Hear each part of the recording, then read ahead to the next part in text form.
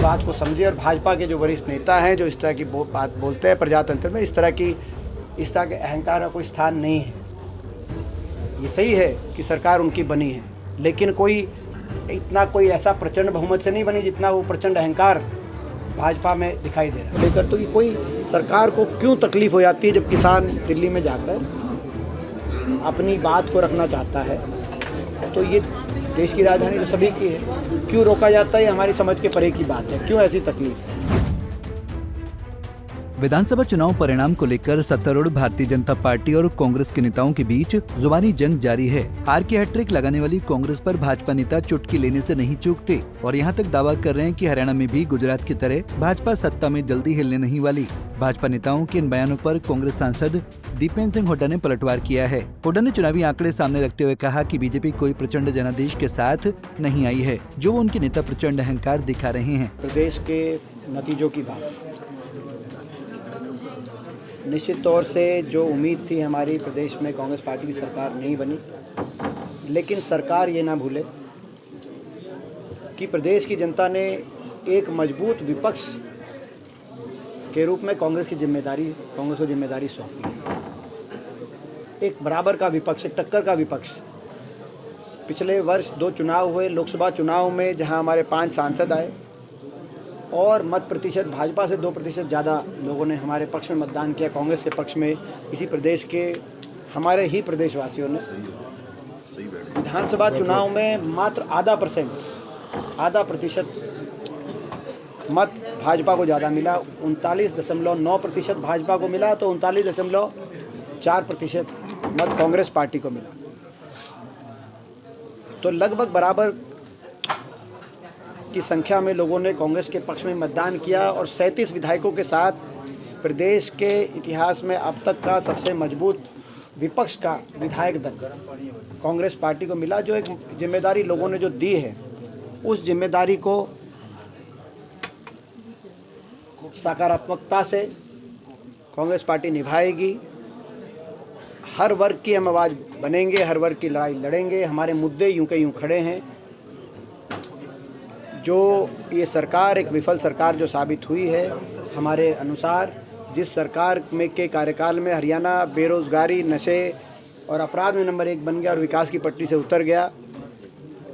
हमारे मुद्दे यूं के यूं हैं और उन मुद्दों को लेकर और हर वर्ग की आवाज़ को लेकर हम विपक्ष की जागरूक भूमिका निभाएंगे। सरकार नेता बोलते हैं सर आप लोगों के खिलाफ, शमशेर सिंह होगी, अजय यादव। सरकार के कुछ प्रतिनिधि, भाजपा सरकार के कुछ प्रतिनिधि और भाजपा के कुछ वरिष्ठ नेता, मैं उनके बयान देखता हूं, वो इस तरीके से उनके बयान आ रहे हैं। मैं किसी का व्यक्तिगत नाम नहीं लेना चाहता, लेकिन उनके बयान इस तरह से आ रहे हैं कि जैसे मानो विपक्ष खत्म हो गया, कांग्रेस पार्टी खत्म हो गई। इसीलिए मैंने जो आपको आंकड़े रखे आपके सामने, वो ना भूलें कि बराबर का विपक्ष है। लगभग बराबर प्रतिशत में लोगों ने कांग्रेस के पक्ष में मतदान भी किया है।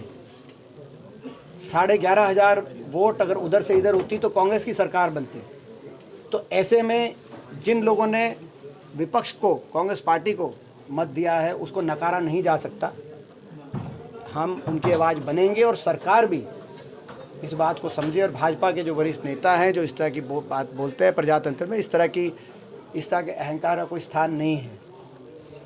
ये सही है कि सरकार उनकी बनी है, लेकिन कोई ऐसा प्रचंड बहुमत से नहीं बनी जितना वो प्रचंड अहंकार भाजपा में दिखाई दे रहा है। और प्रतिपक्ष का नेता, ये कांग्रेस पार्टी की जो अंदरूनी जो बातें हैं, उसके आप इस बात के गवाह हैं, पिछले 20 वर्ष से गवाह हैं कि मेरा एक ही जवाब होता है, कांग्रेस पार्टी की जो भी बातें होती है वो सही समय पे पार्टी के अधिकारित लोग उसकी जानकारी आप तक देंगे। अडानी के मुद्दे पर प्रदर्शन है आने वाले दिनों में। देखिए, ये भी एक मुद्दा है जिसको लेकर सरकार से कई प्रश्न हमने किए हैं, लेकिन हमें जवाब नहीं मिले। तो ये जब तक प्रश्नों के जवाब नहीं मिलेंगे, कांग्रेस पार्टी इस मुद्दे उठाएगी। सोनिया अग्रवाल गिरफ्तार हुई हैं, हरियाणा महिला आयोग की उपाध्यक्ष हैं रिश्वत के मामले में। पूरी जानकारी के बाद ही मैं। वहीं किसान आंदोलन को लेकर रोहतक सांसद ने कहा कि किसान केंद्र सरकार से उनका ही वादा याद दिलाने वाली दिल्ली जाना चाहते हैं, जो सरकार ने उनसे किया था। सरकार जल्द से जल्द इस गतिरोध का हल निकाले। सरकार से हम मांग करना चाहते हैं कि सरकार इंसानियत दिखाए, किसानों से बात करे। सरदार जगजीत सिंह डलेवाल जी लगभग 20 दिनों से वो आमरण अनशन पे, और ये धरना शंभू बॉर्डर पे महीनों से चल रहा है, और ये उन्हीं बातों को लेकर चल रहा था। वही सारी बातें जो लिखित रूप में सरकार के जॉइंट सचिव स्तर के व्यक्ति ने किसान आंदोलन को समाप्त कराते समय किसानों से प्रॉमिस की गई थी, उनको कहा गया था कि बातें होंगी। तो सरकार अपना वायदों को पूरा करे, किसानों से बातचीत करे, सबसे महत्वपूर्ण बात ये है। और दूसरा, सरकार हर वर्ग दिल्ली में जाकर धरने प्रदर्शन करता है अपनी मांगों को लेकर, तो ये कोई सरकार को क्यों तकलीफ हो जाती है जब किसान दिल्ली में जाकर अपनी बात को रखना चाहता है। तो ये देश की राजधानी तो सभी की है, क्यों रोका जाता है, ये हमारी समझ के परे की बात है। क्यों ऐसी तकलीफ है।